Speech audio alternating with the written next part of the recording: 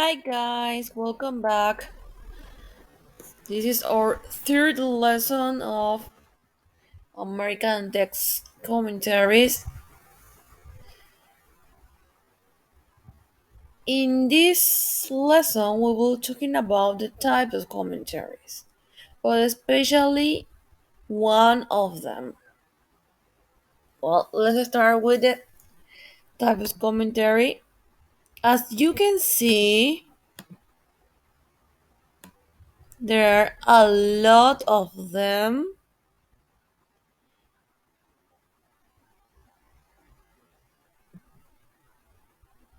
So far, we have 70 types of commentary. Actually, there are more, and I'm pretty sure every day people are inventing more of them. Well, let's read some of them.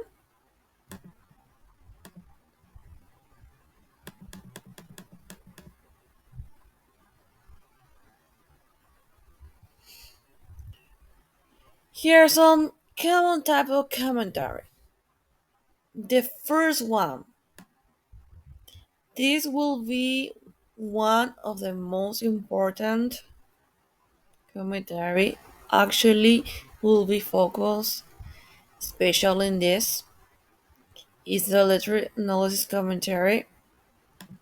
This one focuses on the literary elements and techniques used in a text. Explore aspects such as characterization, setting, plot structure, symbolism, and themes. Examines how these elements contribute to the overall meaning of the text. Actually, we were talking about this from the beginning, from lesson 1. Then we have the historical commentary. This explores the historical context in which a text was written, analyzes how historical events, cultural shifts, or societal change influence the author and the text. Consider how the text reflects or responds to the time in which it was produced. Well, before we continue to the third one, let's go back to the literary analysis commentary.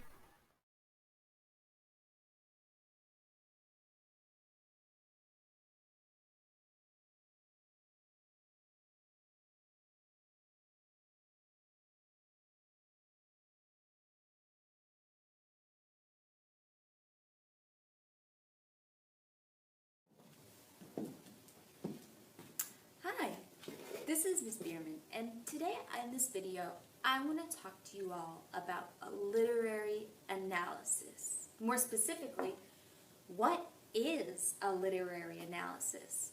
Now, a literary analysis sounds really scary, but it's actually something that you all have a lot of experience doing.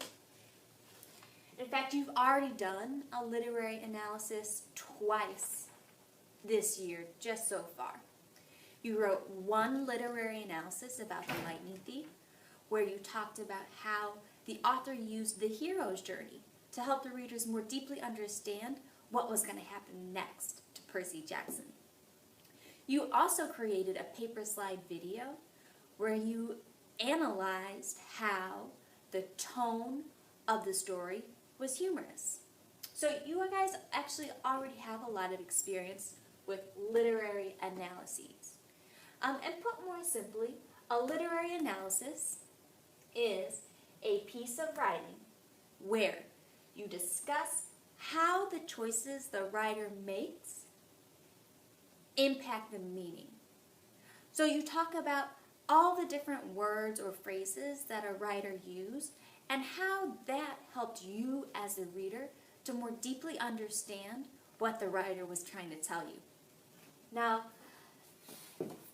when you think about it, all this really is in a literary analysis is where you, the reader, Create a piece of writing where you say, "Hey world, I just read this book or story or poem, and I have an opinion on what I think it means.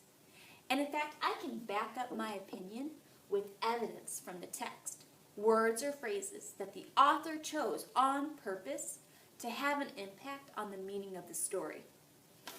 Now, whenever you make a literary analysis, whenever you start to write one or even say one, you have to include a couple pieces. Now, most of this is going to be review for us because we're really good at using RACE to write answers. Now, you need to include an introduction. And in your introduction, you're going to say, "I think that the tone of this piece of writing is blank." You're going to need to include a little summary of the passage that you just read. Now, just one or two sentences, nothing really detailed. But this is really going to help the reader of your literary analysis understand what's going on in that scene so that they can understand better what your opinion means about the tone of the story. The next thing that you're going to need to include is evidence. You need to include 1, 2, maybe even 3 quotes from the story that back up your opinion about the tone. So if you think the tone is funny, you need to have a couple quotes or events from the story that show how funny it is. The next thing you need to include in your piece of writing, your literary analysis, is an explanation. Now, this explanation shows how these quotes connect to your opinion about tone. You can't just add quotes from the story in your writing and then walk away, drop the mic, and say, "I'm done. I've got my evidence." No, you got to explain your evidence. You got to explain how those quotes show how funny the tone is. The last thing that you need to include in your literary analysis is a conclusion. Now, this doesn't have to be super fancy or even super complicated. In this piece of writing, all you're going to need to do is restate what you think the tone is. In conclusion, I believe that the tone of this story was humorous, and it made me, as a reader, laugh. That's it. So, I'm going to read to you a literary analysis. And I'm going to ask you while I'm reading it to go ahead and go to the description of this video and follow along. The text of my literary analysis is there. While I'm reading, I want for you to be thinking, how do I tell the world about my opinion on the tone of A Girl from Yam Hill? And then what evidence do I use to make my opinion clear and obvious?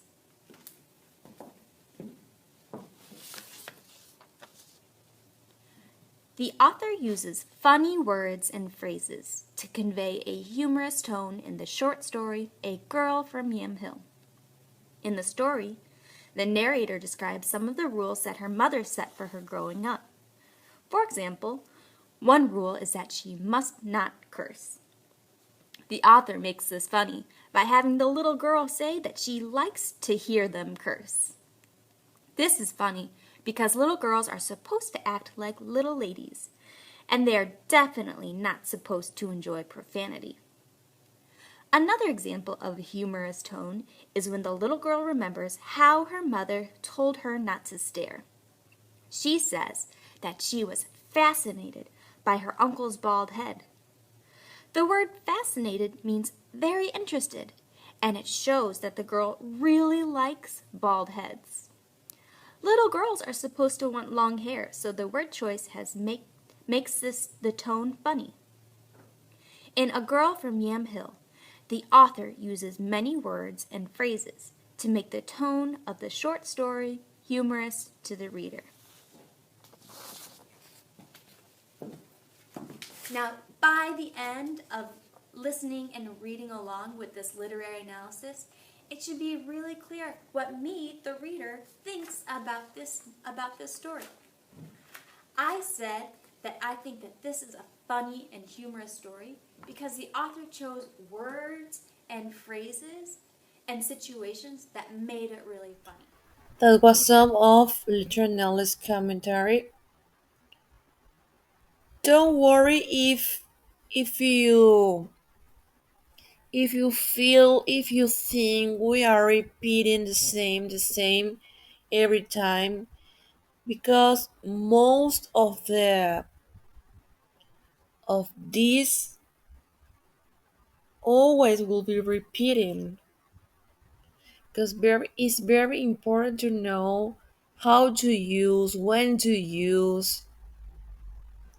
So don't worry about if if you feel if we are talking about the same every time,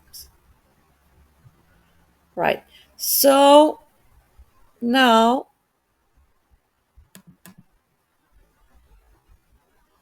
let's talk about the third type of commentary is the cultural commentary. This examines the cultural element embedded in the text, analyzes cultural reference, norms, and values presented in the text.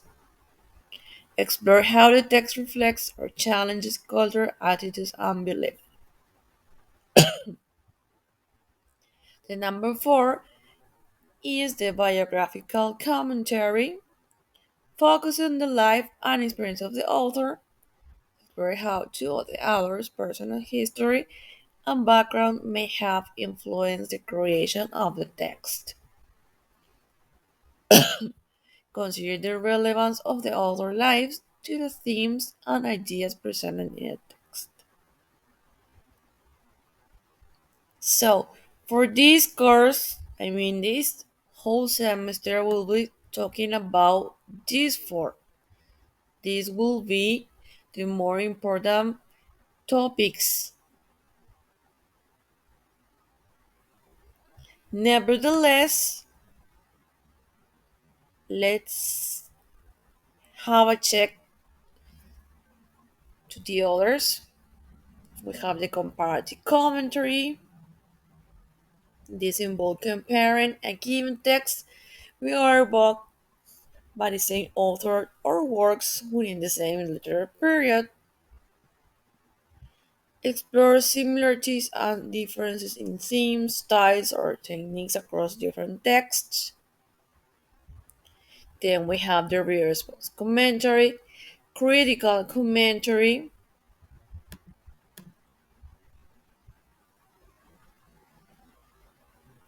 Actually, if we have a little time, maybe perhaps we'll be speaking about these two because they are very important to explore, enhance the critical thinking about skills, and of course, this allows for a more comprehensive understanding on American text. Critical commentary and social commentary. Then we have more the feminist commentary, post-colonial commentary, environmental commentary, psychological, genre specific. This is important too. We'll be speaking with a little political commentary. This is important too. Linguistic commentary. So it's important to explore a variety of commentary types because this helps to develop multifaceted understanding of literature text.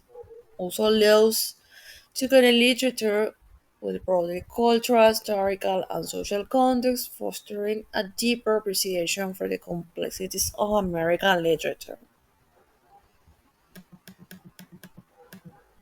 and so on mythological, economic, interdisciplinary, visual, meta-commentary, regional, technological, existence, and this is more philosophical, religious, satirical. Satirical is maybe related to literacy.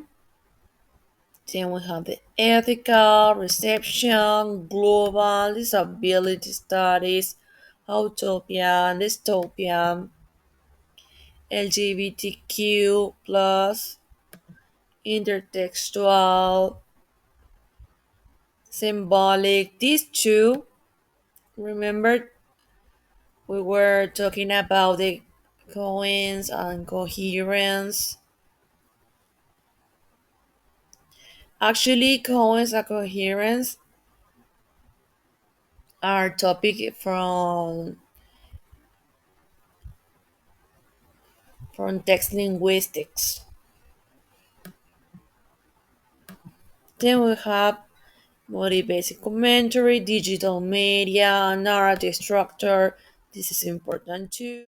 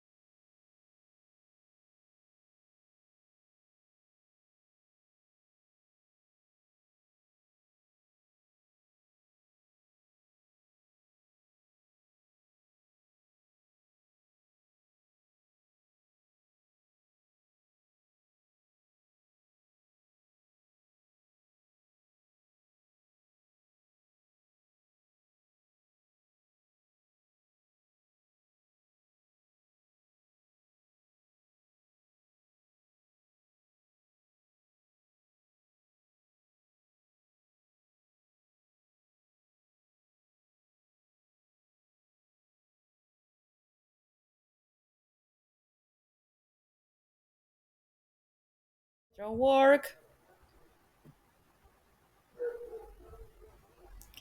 Here are key components often included in a literary analysis commentary. We have the thesis statement, introduction, textual evidence. Then we have literal elements such as characterization, setting, plot, theme, symbolism, imagery, tone, and mood. Remember, this is a summary. If you want to know with more details, don't worry. Let's go back to the previous video. Then we have stylistic devices like metaphor, simile, irony, foreshadowing, allusion, diction. About the structure and form, we have the analysis of the organization and structure of the literal work, examination of how the arrangement of elements contributes to the overall narrative. We can find also the author internet style, and of course the conclusion. And now we can go to how to do it. A literary analysis commentary requires a thoughtful and critical engagement with the text, demonstrate an understanding of the other craft, and the literary techniques employed can be meaning.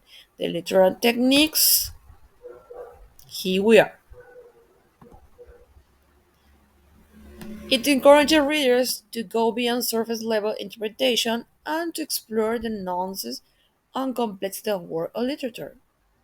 Performing literary analysis, commentary involves a systematic and thoughtful examination of literary work.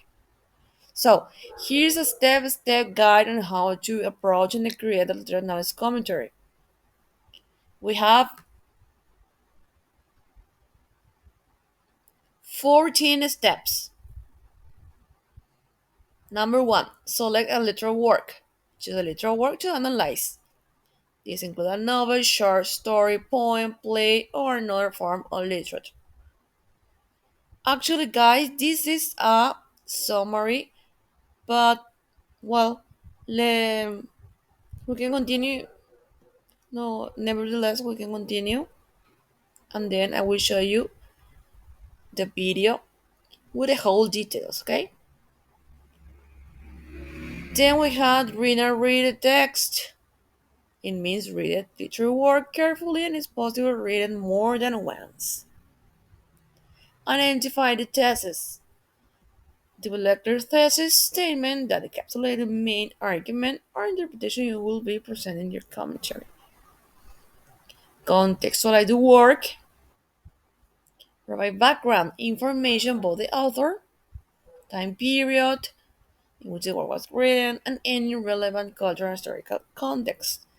This information helps reader understand the influences on the author and the work itself. Break down the text. Divide your work into section or chapter and consider how the author developed the narrative, character, and themes throughout. Step number 6. Analyze the related elements like characterization, setting, plot, theme, symbolism, imaginary tone, and mood. Step number 7.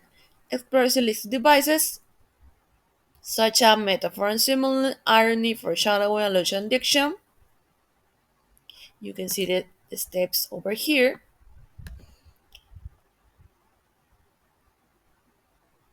Number 8. Consider structure and form. Analyze the organization and structure of literary work. Consider how the arrangement of elements contributes to the overall narrative. Number 9. Discuss author intent and style. Number 10. Provide textual evidence. 11. Develop a coherent argument. Build a logical and coherent argument that supports your thesis. 12. Write the commentary. Previous was every part of a draft, don't forget. Organize your thoughts into a well-structured commentary, including an introduction, body paragraph, conclusion, etc. 13. Revise and edit. Here you commentary for clarity, coherence, and accuracy. Check for grammatical and stylistic error. Don't forget about that. And 14 reflects on the significance. Conclude your commentary by reflecting on the border significance of your analysis. Consider the implication of your interpretation and its relevance to larger literary, cultural, or social context. Remember, a literary analysis commentary.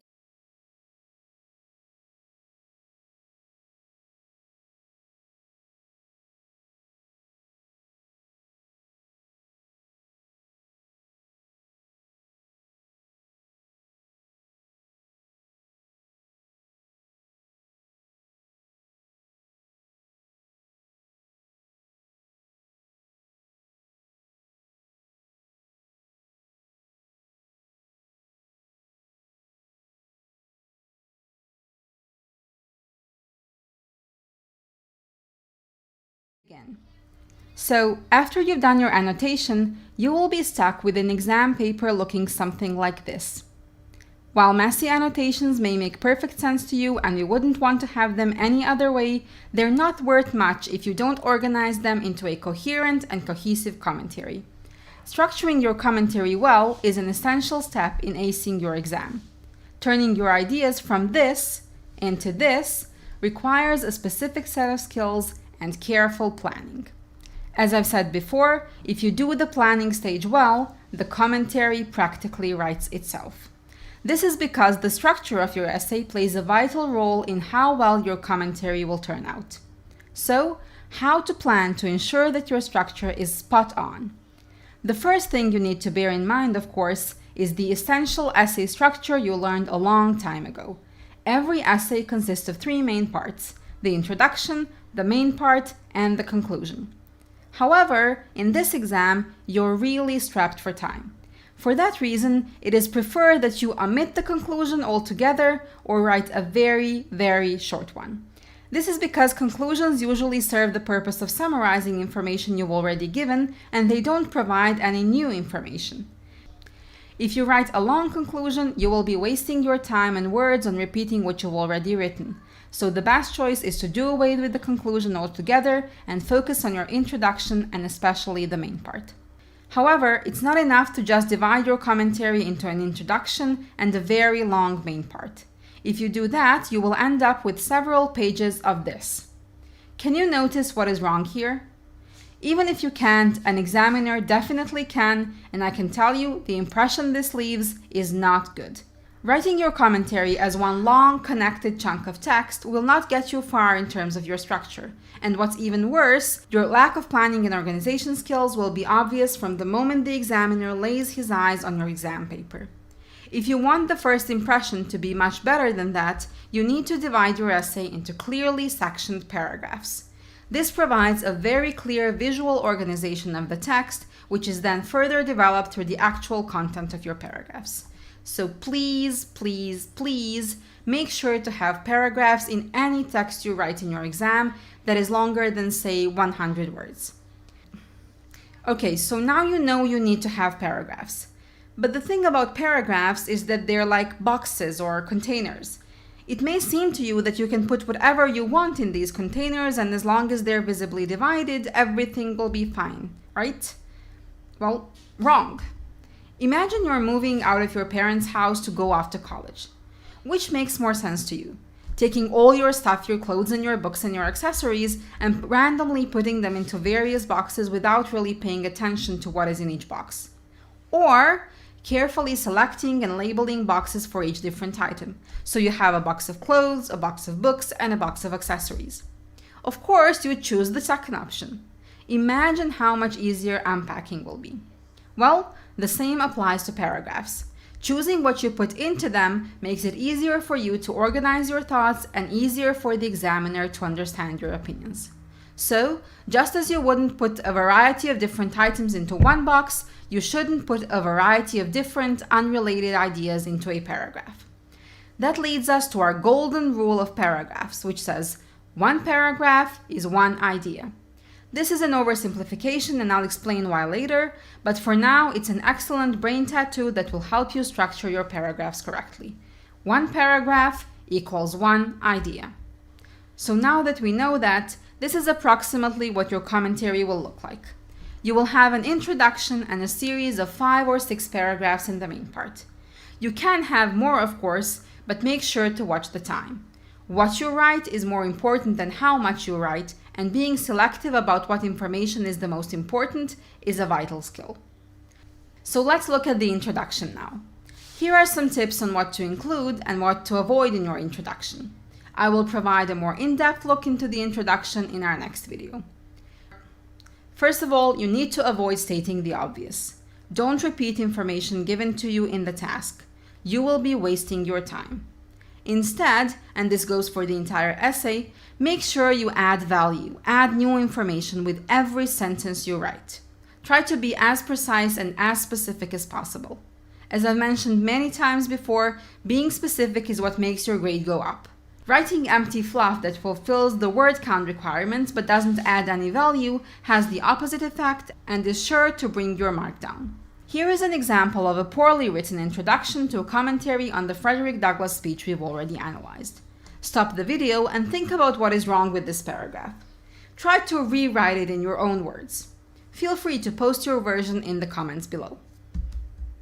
You guessed it. The main problem with this introduction is that it doesn't provide virtually any new information. The student merely restated what was already mentioned in the task. Examiners know who Frederick Douglass was and when he gave his speech, and they definitely know that you're supposed to discuss form and language and structure too. You've just wasted some 50 words and 3 minutes of your precious time, and you will get no marks whatsoever. On the other hand, let's look at this introduction. We notice a few things here. The student immediately got to the point. He used the introduction to identify audience, purpose, and tone, which will form the basis of his further analysis in the rest of the commentary. In addition to that, every new sentence adds important and precise new information that helps the examiner see the student is not just summarizing the speech, but analyzing its key elements from the very outset. We'll do further analysis of this essay in our next video. Now, let's move on to the main part. Here are some important tips for the content of your main part. First, make sure you don't analyze the passage line by line or paragraph by paragraph. Avoid listing language features in the exact order in which they appear in the passage, without referencing other parts of the text. As I mentioned in earlier videos, you need to constantly move from particular parts of the text to the text as a whole, and you can't do that if you do line by line analysis. This leads me to my next point, which is that you must remember to give equal attention to form, structure, and language. You need to address both whole text aspects like tone, purpose, and audience, the development or contrast in the text, as well as particular language devices. Now, when it comes to organizing your main part and putting your ideas into paragraphs, you're probably wondering if there is a universal approach of some kind or a checklist on how to exactly structure your essay and order your paragraphs. The short answer is no. There are many valid options because language analysis is not an exact science. A lot depends on the individual text you will be given and on your own unique approach to the text. You can use the topical approach, where each of your paragraphs focuses on a particular aspect of the text, be it form, structure, or a particular language device. So, for example, in one paragraph you would address the development of the tone throughout the text. In the next, you would discuss different examples of metaphor, then different examples of personification, etc. Another approach you can take is to organize your paragraphs according to effects of particular language devices. This is a little bit trickier.